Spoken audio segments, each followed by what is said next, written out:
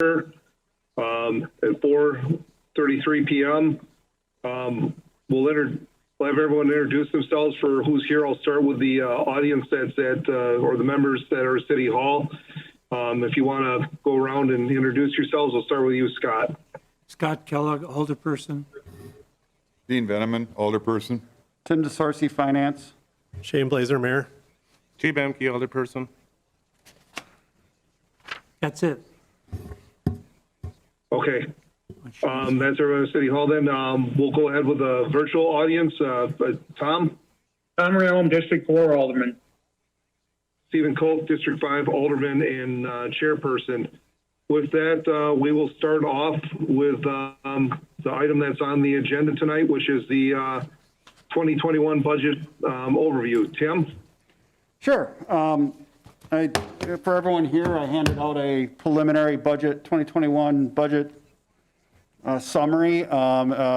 So for Alderperson Koth and Rayom, if you check your email, I emailed a PDF of the same document that we'll be going through. So hopefully you have that available for your review. So basically the goal for tonight's meeting is just to kind of give a general overview of where the budget stands at this point, kind of go through some of the funds and just I'll just point out some of the highlights so you kind of get a feel for, what's in the budget and some of the things that, some key notes on the items. So if you flip to the first page, you'll see there that I have the preliminary 2020 municipal levy limit worksheet. And state law says that we have levy limits in place that only allow us to increase the levy for certain items. And the one is that you're allowed to increase your general property tax levy by the amount of net new construction, and then you have various adjustments that are outside the levy limit. So I'll just briefly go over this. And basically what you do is you start with last year's allowable levy.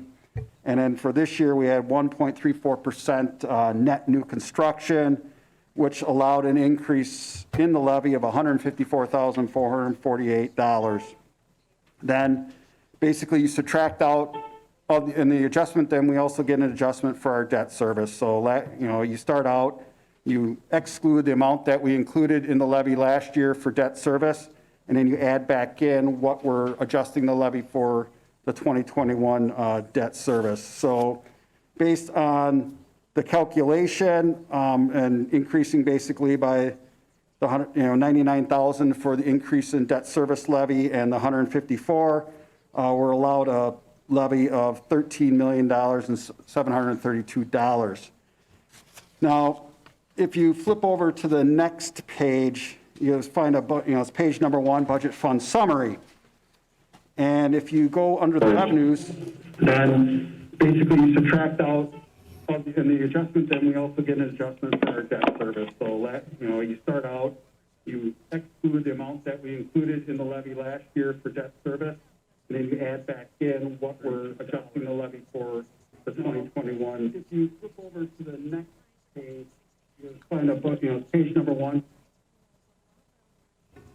Okay, it was a little bit difficult to hear from you, but yeah, basically what it is that tax levy for general obligation debt is excluded from the levy limit. So basically you're allowed an adjustment for the amount of taxes that you levy for debt service. And so basically the calculation worksheet just goes that last year's debt service levy gets subtracted out, and then you add in the next year's debt service levy. And that's the adjustment you're allowed for your property debt service tax levy. Now, as you see on the budget fund summary on page 1 under revenues, you'll see property taxes. As the budget stands now, we have $13,292,000 of property tax levy. And basically the property tax levy is kind of your plug, so to speak, is basically your budgeted expenditures less your other revenue sources usually generates what your property tax levies. As the budget stands now, obviously we're exceeding the levy limits by $292,000. Now that being said is that in in the city's levy limit calculation, we do have capacity built into the debt service adjustment. In prior years, due to some refinances and things like that, we don't take our full debt service levy adjustment. There's about $370,000 of capacity that is kind of reserved from year to year as one of those contingency in the levies, is if, and usually I kind of view that as that helps you with, your cost of living, inflationary pressures on the expenditure side of your budget, because, outside of property taxes and intergovernmental revenues, we don't have a lot of progressive revenue sources, so we've maintained that capacity as a contingency in the levy limit calculation. But assuming we just took the growth factor of the 154 plus the increase in debt service levy required for 2021, it leaves us with a levy limit of 13 million, but we do have that additional capacity if the council so wish to utilize some of that to help balance the budget or fund certain expenditures. Does that make sense? Okay. All right, so if you go to page 2, it starts with, these are the general fund expenditures. And basically the general fund is accounting for a lot of your operating type budgets. You see in general government includes the mayor's budget, the human resources, city clerk, finance, assessor, IT, municipal court, city attorney, and things like that. And those are just the operating budgets. Now, the majority of these operating budgets the bulk of it is basically wages and benefits for the staffing of those departments, plus, various operating expenditures that are required for that thing. So as you can see, there's not a lot of, usually in these, there's not a huge change from year to year. The reason why the assessor went down from 150,000 to 117,000 is that the assessment technician or the administrative assistant that we had in the assessor's department in the previous years was at 32 hours per week. That was increased to 40 hours, and that person is shared now with community development to allow that person to do permitting. So instead of 100% of 32 hours being allocated in the assessor's office, now it's 50-50, where 20 hours is charged to the assessors, 20 hours to community development, and that's why you see that reduction in the assessor's budget. And then the municipal court and attorney, you'll see an increase in the attorney budget of 25,000 and a decrease in municipal court. And that is because the assistant city attorney position was reallocated out of the municipal court budget and into the attorney budget. I guess there's some things that state law says that you can't budget the assistant city attorney for the municipal court in that budget. So this year that item was moved, and so you'll see an increase and a corresponding decrease in that. If you go down to public safety, this is obviously pretty self-explanatory. It's police department, fire department, and inspection services, and those are the operating budgets for those. And then you go down into the public works, and this basically encompasses all our maintenance activities, the engineering department, the street department, and all the related, road and infrastructure maintenance, as well as garbage collection and the landfill contract.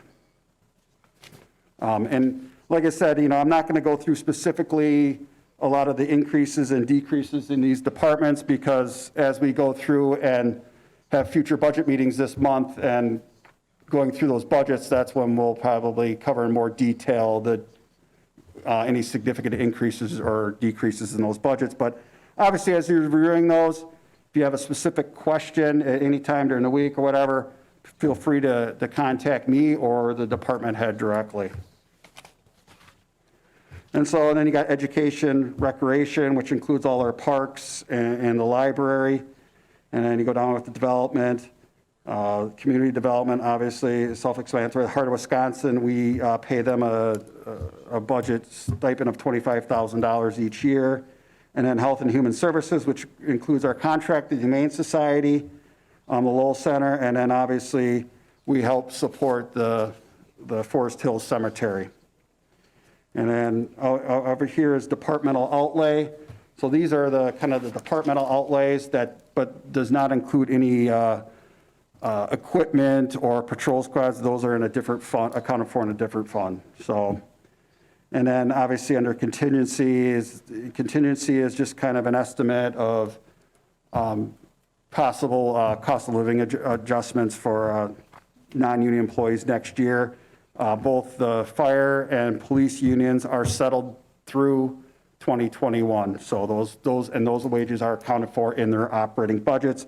Whereas any of the non-union personnel, since we don't have an approved wage increase for those at this point, we budget at the 2020 wage rates, and then I estimate a contingency in an amount and put that into contingency. And then when those rates are approved, then you'll see a budget amendment come through where I transfer those, and you've seen those in the past. So that's basically the general fund expenditure side. If you turn to page 5, now these are all the revenue sources that fund the general fund expenditures. Pretty straightforward. The bulk of the revenues in the general fund are derived from property taxes, intergovernmental revenue. The property tax equivalent is the payment that we receive from the water and light utility for their assets of both the water and electric side, electric assets. And then there's liquor licenses, permits, obviously building permits. I see a snafu already. Obviously I left off a 0 there, so found my first hoser in my preliminary budget. So, and then fines and forfeitures, and then intergovernmental aids. And you'll see that we have a slight increase in the governmental aids due to the video service provider aid. And Wood County Library aid is in the library budget. On the revenue side, they anticipated an increase in that, but that has not been approved as of yet by the Wood County Board. So if they don't approve that full amount, then obviously that'd be reduced, and then the library budget would be reduced by a like amount. So if you have any questions, but basically our intergovernmental revenues are connecting highways and general transportation aids. You see that we took a slight decrease in our general transportation aids, and just for your knowledge is that's based on a rolling 6-year average of expenditures made in certain categories. I have to do a state report each year that breaks out all these expenditures, and they have a formula which is fed in there. So, and it can either result in an increase or a decrease depending on how your average expenditures compare to all the other municipalities. So you could actually have an increase in those expenditures, but actually get a decrease because other municipalities, especially when you get into the ones that are in the more higher growth areas of the state, are incurring more expenditures because they're putting in more infrastructure due to that growth.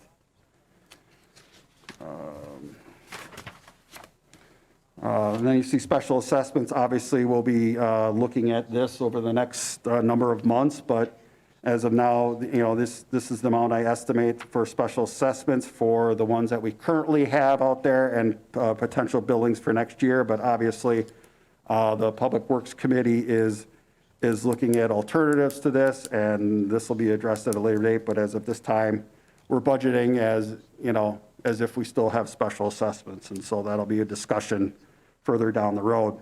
One of the bigger things you'll see here is investment interest. They show a decrease of $109,000 due to obviously the COVID pandemic.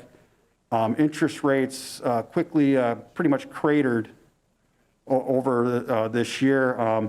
Basically in March and on, we were getting about $17,000, depending on the balance in there, a month in investment earnings from our local government investment pool, and now we're getting less than $1,000. So, and there's really no indication that rates are going to increase anytime soon. So I kind of did my best guess estimate. The one good thing is that we have a portfolio that I've put together over the past couple of years of some longer term investments like CDs and federal and state agencies that are locked in on interest rates and have allowed us to, that weren't impacted as much as our liquid government pool. But right now, and as you can see, I'm estimating about $109,000 decrease in estimated investment earnings. And then then we just have charges for various things. And so I know the library showing a decrease of $23,000. I think that's because their fines and forfeitures are down. And then obviously our landfill surcharge is that the landfill pays us, an amount for items deposited at the landfill, and that's just been trending down. That can fluctuate from year to year, but based on where we were this year, I'm estimating that we'll have about 17,000 less, at least at this point, but obviously at any point that can, change. And then you'll see other financing sources, fund balance applied, general, and that's basically that is basically utilizing a portion of our reserves to, help offset the tax levy. We have historically always applied some of our reserves. Like I've said, you've heard me say this before, is that city's fortunate enough to have healthy reserves. And so we kind of use some of that to help offset the tax levy. But more importantly, those reserves in the past we've used for, one-time type capital projects. The thing that you don't want to do is use too much of your reserves to fund ongoing expenditures, because the reserves are a finite amount of money, whereas your ongoing reoccurring expenditures will continue, and at some point, you'll not be able to apply that, and you'll have a bigger budget gap. But we've always applied a little bit of a reserves in that. And also that helps, I'm rather conservative when I do my revenue estimates, because I'd rather be, wrong on the low side as opposed to, over budgeting our revenues, and then when those don't materialize, and then we end up with an operating deficit. But so you'll see that that's what that 150,000 is an application of our reserves. So that's the general fund. Are there any specific questions?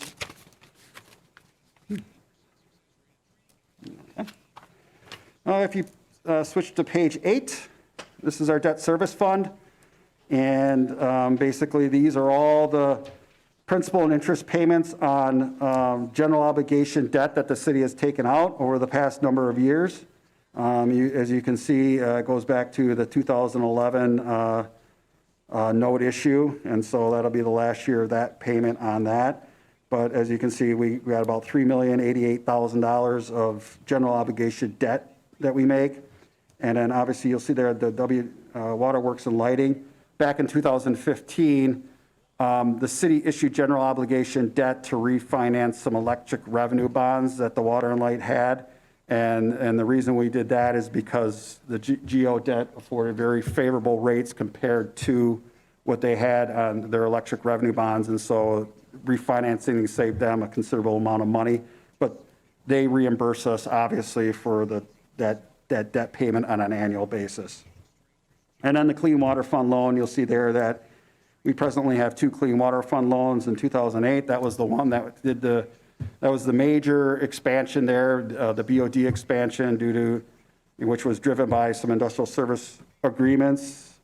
And then obviously in 2018, that was the project we did, and the main project there was the new West Side lift station, and then obviously the new pipe that traversed the Wisconsin River there. So if you flip it over, you'll see there that general property taxes and services debt is $1,786,000, or an increase of $99,906. And that's what we presently have accounted for in the levy limit calculation. But I just want to stress again, so it's transparent, as you can see there that the property tax levy is $1.7 million. But if you notice on the adjustment, we're showing an adjustment of 1.4. That's where that capacity that I had talked about earlier that city has maintained over the years, that we have it built into the levy limits if we so choose to use some of that capacity.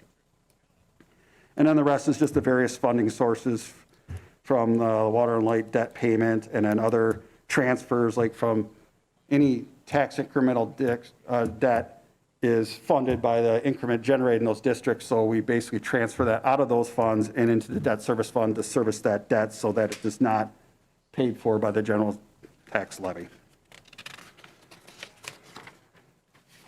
Okay, and then on page 10 is the Centralia Center Fund. This is a special revenue fund where we account for the expenses for the Centralia Center and with the leases that we have there. It's separated into the Senior Resource Center, which comprises the Lowell Center, Department of Aging, and adult daycare, Park Place Adult Daycare. And so that's where we budget those expenditures. And then we, on an annual basis, the city has always budgeted $25,000 for replacement reserves that would go towards projects. The last one being that's how the parking lot, redoing the parking lot there was funded through these reserves. And ever since the inception of the Centralia, we've always and faithfully put $25,000 so that we can pay for those things. Obviously, we have some items on the horizon, which makes those, putting those reserves in necessary, one being like the roof and other, I think we have some issues with some of the windows there, so. And then, obviously, you'll see a transfer out and basically to the debt service fund, and that's the leases on the senior resource side. A portion of that goes to service the debt, so those leases are paying a portion of the debt so that it doesn't go on the property tax levy. And then you'll see on the next thing is the funding for that is some of it's property taxes for mostly that's for the commercial side plus the reserves. And then you'll see the lease revenues from the various sources, the $79,000, that would be from the adult daycare and the Department of Aging. And then we have a commercial lease space, and that $19,200 is what community media pays to the Centralia Center Fund for their space over there. And then we have utility contributions. The leases call for that each entity over there pays a pro rata share of the monthly utility, so we budget that as a revenue. Okay, on page 12, Emergency Medical Services Fund. This is basically the fire department split up into the fire side, which is in the general fund, but then we also account for the ambulance or the EMS in a special revenue fund because the bulk of the EMS side or the EMS operation, a good chunk of it is funded through charges for service and ambulance revenue. So that's why we have it separated out into a special revenue fund. And this just accounts for their operating ambulance operations. You'll notice in the ambulance outlay that there's $312,500 budgeted. Normally we put aside $57,500 for an annual appropriation to replace equipment. In 2021, it was proposed that a new ambulance be purchased for approximately $255,000. So that $57,500 plus the new ambulance, that's how you get to the $312,000. Now, the new ambulance is being funded through reserves in the special revenue fund, and basically that would be through, since we established this fund, those would be any operating surpluses that the EMS operation generates is kept in this fund. And so basically a combination of those operating surpluses throughout the years, plus what we've put into the equipment or the replacement account for them is going to fund that ambulance purchase so that we don't have to borrow for it or levy taxes for it. So that's being basically funded from the existing reserves in that fund. And then we have the ambulance revenue. There's another one where my projections for ambulance revenue is our collections are down through September of about 14.9%. And a lot of the trend I'm seeing is, a lot of the charges for non-resident type calls outside the area are down, and that would probably kind of reflect the pandemic when there wasn't a lot of traffic and people weren't traveling around. We didn't have a lot of people from outside the area, had less calls in there, and so, ambulance revenue I'm projecting will be down about $92,500. Hopefully, I don't want to say hopefully that increases because that means that someone's, it's kind of an interesting thing, but right now we're showing a decrease in the amount of ambulance revenue, and plus our off-duty transfer, interfacility transfers have been slowly declining over the past number of years as Aspirus has been doing a lot of those out of their facility. The next one on page 13 is room tax. Basically, the room tax is, Any room tax paid into the city, 70% of that goes to the CVB, and then the rest is either broken up into park outlay, park department outlay, or we put it in economic development.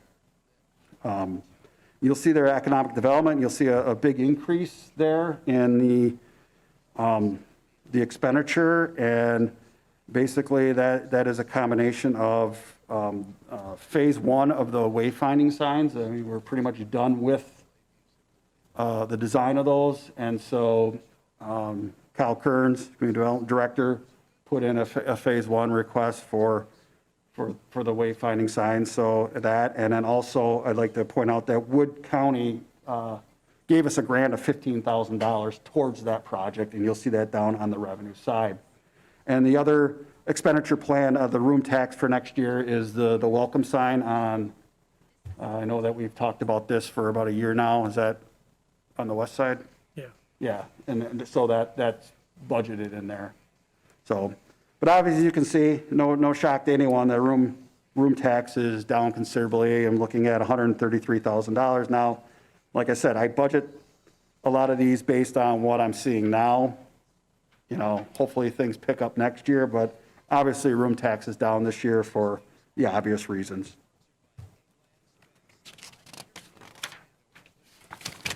Grants and that's the grants and donations is basically this fund's used for if we get a specific grant throughout the year, then we'll appropriate the money over to this, but there's really nothing other than, I know that hazmat, we receive a payment from the state for that goes in there, and so that's a special program that we account for in here. But the reason why the rest of them are zeros is because it's basically, one, a lot of them they're carried over from year to year if the grant is unspent, or if we get a special grant, then we'll account for it in here. So that's why you don't see a lot of activity as far as the proposed budget is concerned. Well, throughout the year, you'll see, in the carryover resolution, you'll see the unspent grant funds, appropriated at that time into the budget.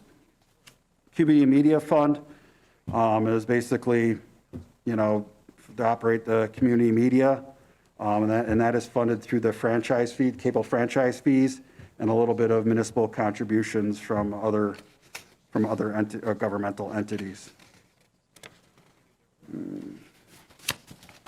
On page 16, you have the Mass Transit Fund, and obviously that our CAB Mass Transit Program, that being the CAB, Serve River Cities CAB, is funded through, majority of it's funded through federal and state grants, and this is where we account for that. You'll see that we have grant revenue of $574,000 and a property tax contribution of $61,000. So this is primarily funded through federal and state grants, as well as some of the operating revenues, but this is where we, account for that. And every year we bring the grant application for approval through this finance committee. It's due in December, so I anticipate probably in November is when we'll bring that grant forward for approval. And then I do believe every 5 years is when you bid out the operating grant for this program. Retiree health insurance, this is where it's a special revenue fund where we account for, depending on which bargaining unit or which unit you're under and when you were hired, certain retirees receive post-retirement health insurance, and this is where we account for the expenses of that. So you can see is that we anticipate about $578,000 of retiree health insurance expense next year. And then on the following page 18, you'll see how that's funded. Of that $577,000, $240,000 of that is through the retiree premium. That's where the retirees contribute towards that, and the rest is funded either through the property tax or indirectly through the incidental labor account, which is basically, it's our fringe benefit roll-up on cost system employees. And so, that's basically a combination. That's basically a tax levy, but the way the budget works is it's through the incidental labor account. So that's, and then you see there a fund balance applied of $49,000. That's where I'm using some of our reserves in that fund, in this account, to fund the 2021 sick leave contributions. There's certain employees that had an accumulated sick leave account, and they can use those dollars towards payment of their premium. And that's where I'm using that, because the reason I'm using reserves there is because that eventually is a finite amount. Is that if they retire and they have $20,000, is that at some point that'll be exhausted and we won't have to budget for that $20,000. So that's why I feel it's an appropriate place to use some of the reserves in that fund to fund be a revenue source for an expenditure that'll eventually have a finite aspect to it. On page 19, anyone getting tired of me talking? You'll see the stormwater utility fund on page 19. This is where we have our stormwater utility fee that appears on the monthly utility bill, and it goes to fund the maintenance of our stormwater utility, that being the street sweeping, the storm sewer maintenance, the management of that. The administration is partly some expenses to pay for the modeling, stormwater modeling that we have to maintain. Also, we pay Water and Light a fee to bill and collect that on the city's behalf. And then also, we use a portion of that to transfer into the Public Works Construction Fund to offset some of the storm sewer construction that occurs, on an annual basis. You'll see other financing used to transfer to other funds. The reason why that is a significant increase is that, one, it's our annual transfer for utilizing some of that fee to pay for the storm sewer construction on an annual basis, but also we're using reserves to help offset the cost of the 1 Mile Creek dredging. If that project comes to fruition, we're going to use surpluses from previous years in the stormwater generated by the stormwater utility fee to help pay for that project if it does come to fruition. And then on an annual basis, we have been increasing the stormwater utility fee throughout the years, just very incrementally, because the whole premise behind that is like we'd like the stormwater utility fee to eventually fund all our storm sewer construction so that we don't have to levy tax for that or borrow for stormwater construction in the future. So kind of like over the years, we just slowly increase it incrementally to hopefully achieve that goal in the end. So this does not include that increase at this point, but it will be something that we'll discuss at a future budget meeting. If you remember, we did that last year. If you remember at the budget hearing, we adopted a resolution to raise it, I think, $2 in ERU. And on page 20 is the aquatics complex. This is the special revenue fund where we account for the operation of our new and lovely aquatics park. And so obviously, we didn't have the most full year of activity, so it's kind of still a little bit difficult to get a handle on some of the revenue side of this budget. The expenditure, obviously we were able to get some good data there because, of the operations that we have. It's just hard at this point to speculate what our revenue numbers will really be because we really don't have a really good idea of how the COVID pandemic or whatever, influenced people's, use of that facility. So this is kind of, I think there's some good expenditure side numbers to this, but the revenues, we're still just trying to do the best that we can to estimate those. But obviously, hopefully next year we have a normal full operating year, and then we'll get a better handle on, emissions revenue and concessions revenue. The Aquatics and Riverfront Construction Fund, there's nothing anticipated for this year. The only reason it's in here is because it's comparing it to last year's budget where we did have in 2020, or actually this year we did have some expenditures in there. Okay. On page 22 is the Public Works Construction Fund, and basically this is a capital projects fund that we use to account for all our infrastructure construction, that being street construction, water main installation, sanitary sewer installation, and storm sewer installation. And obviously Thursday, I do believe that the Public Works Construction Fund is on the docket, and Joe Eichstead and Joe Terry will be here to kind of go over the specific projects that we have planned for 2021. And so we'll address those on Thursday, but just kind of going down on based on my initial analysis is that, as you'll see down in the proceeds from long-term debt, and basically The major street construction projects and a portion of the storm sewer has historically been funded from long-term debt. Due to a large project that we have on tap for 2021, you'll see an increase in the proposed long-term debt borrowing for that project, and we can talk about that on Thursday as far as what specific projects are being funded through what particular source. But right now, we're looking at, a $1.8 million note issue or a note issue to fund some of those street and storm sewer construction projects.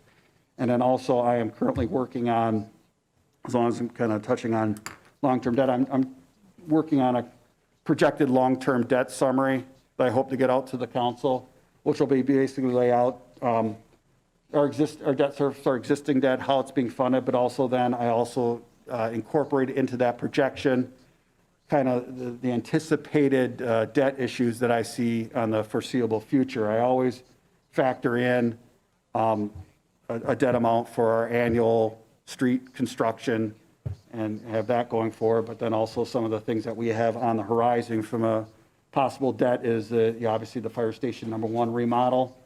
And also, if you remember, we did, this year we issued $2,035,000 of note anticipation notes. And so that was, the premise there was hopefully that we would receive donations for the aquatic center, and we took out, a 2-year note so that if those donations came in, then we could use that to pay off those notes.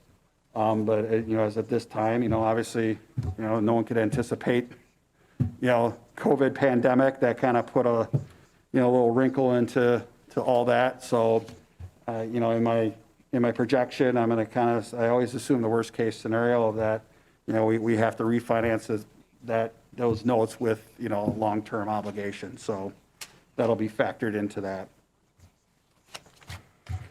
And on page 23 and 24, these are existing tax incremental districts, number 6 and number 7. Number 6 is the Rapids East Commerce Center, and basically there aren't really any expenditures that we have left out there at this point.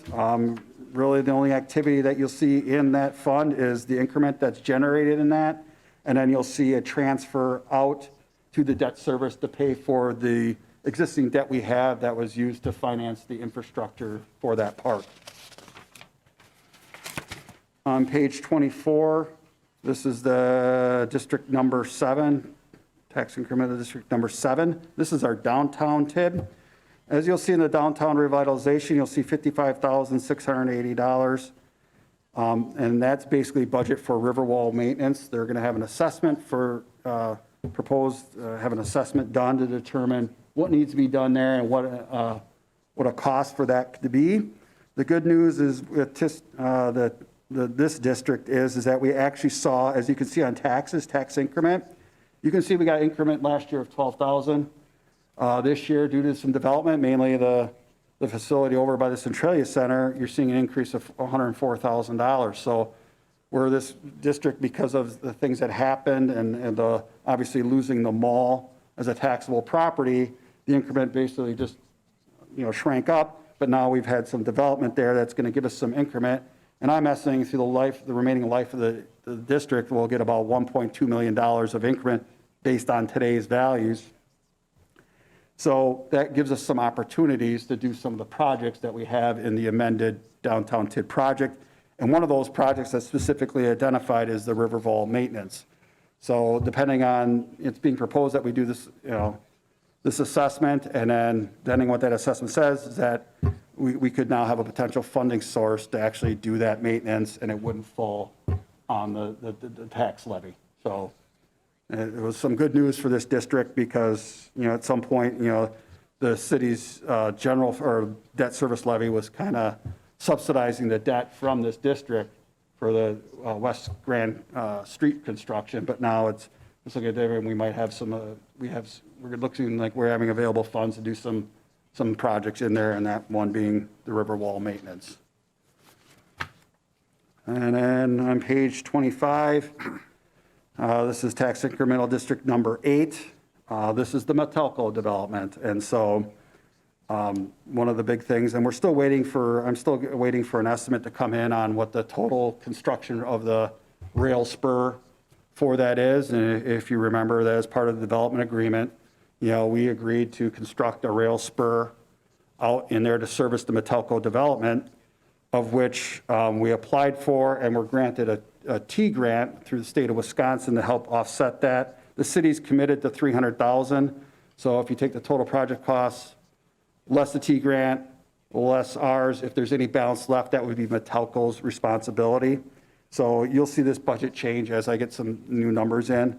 And so that, and basically that Metelco, that's rail spur, and then we also have some incentives, and we'll probably be funding those instead of taking the incentives and funding them through a debt. We'll probably do an advance from the general fund to help pay for these, and then as the increment comes back, we pay the general fund back. So.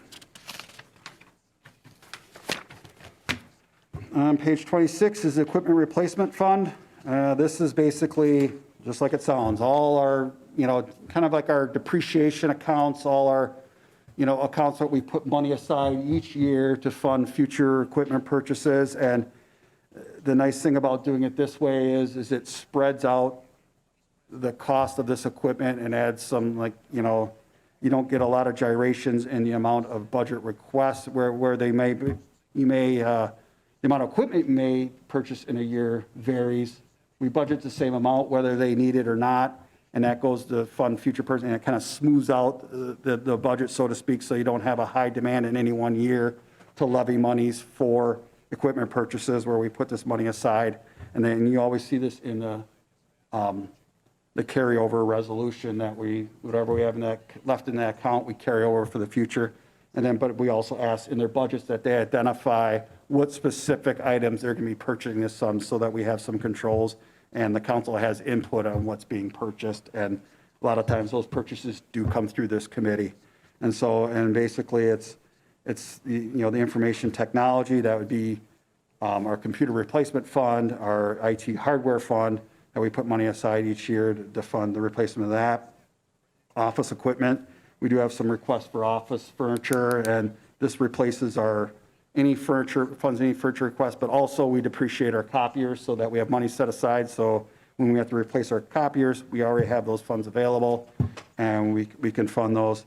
And obviously the police department vehicles, fire department vehicles, and street department fleet is all funded through here, and these are the annual appropriations that we put for those.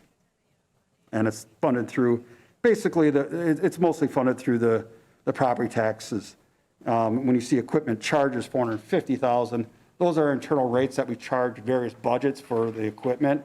So indirectly, it's funded through whatever's funding those operating accounts, which is most likely property taxes. Municipal Building Improvement Fund. This accounts for any in building funds. In the municipal building outlay, you'll see that there's $190,000 budgeted.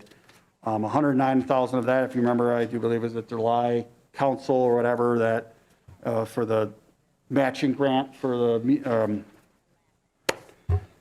legacy matching grant for the library, we committed to budgeting $109,000 for that. Also, the library did put in a request for approximately $90,000 for an elevator rebuild, and so that's reflected in this budget. And I know that there's some other items that we're still waiting on numbers for that we'll bring back at a later date, but as of right now, this is kind of the municipal building outlay is those library requests. So the 109 is what we've already committed to, and the other one is a 2021 budget request on behalf of the library. All right. And if you turn to page 28, this is where I have tax rate calculations. At this point, it's just purely an estimate. You can see our assessed value increased $6.3 million. And then down below, you'll see the tax rates. Now, I kind of did a little research and reached out a little bit to find out what the other jurisdictions were doing.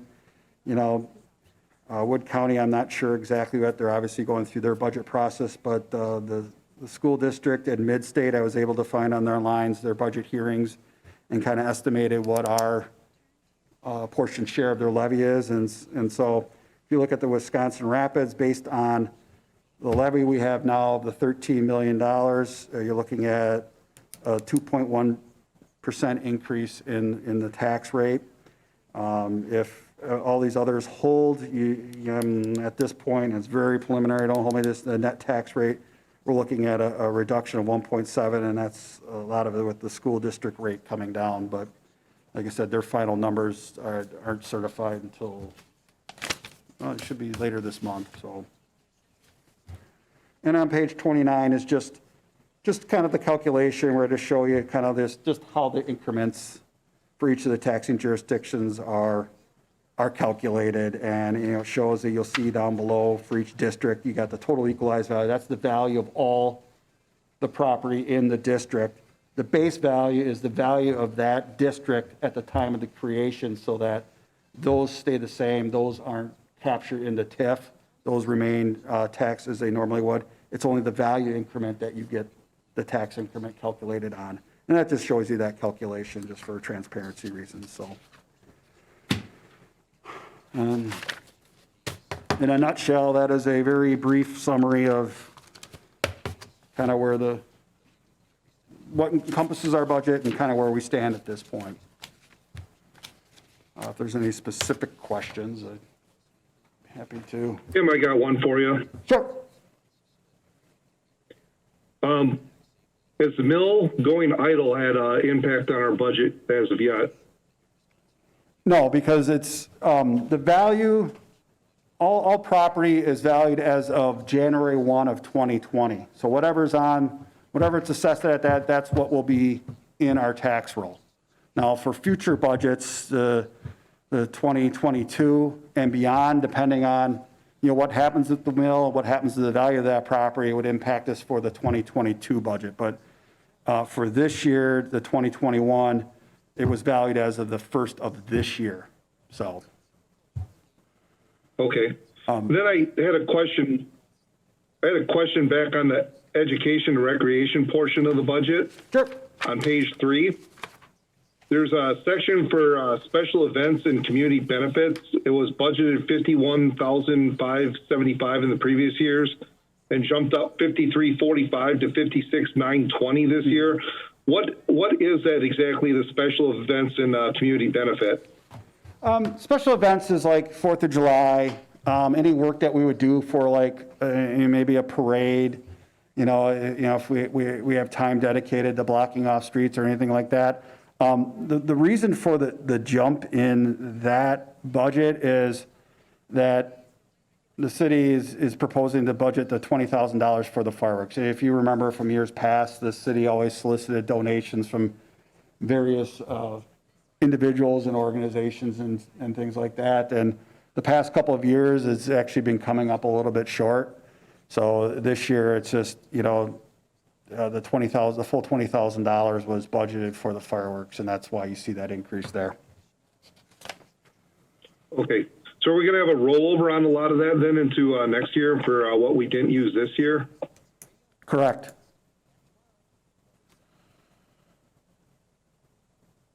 All right. That's all the questions I have. If anyone else has any questions for Tim? No. Not tonight. Jay, Dean, Scott, anyone? No. No, Scott. All right. Hearing no further questions, I will make a motion to adjourn the meeting at 5:22 p.m. I'll second it. There you go. We have a motion and second to adjourn. All in favor signify by saying aye. Aye. Aye. All opposed? Ayes have it. We stand adjourned at 5:22. Thank you all for being here.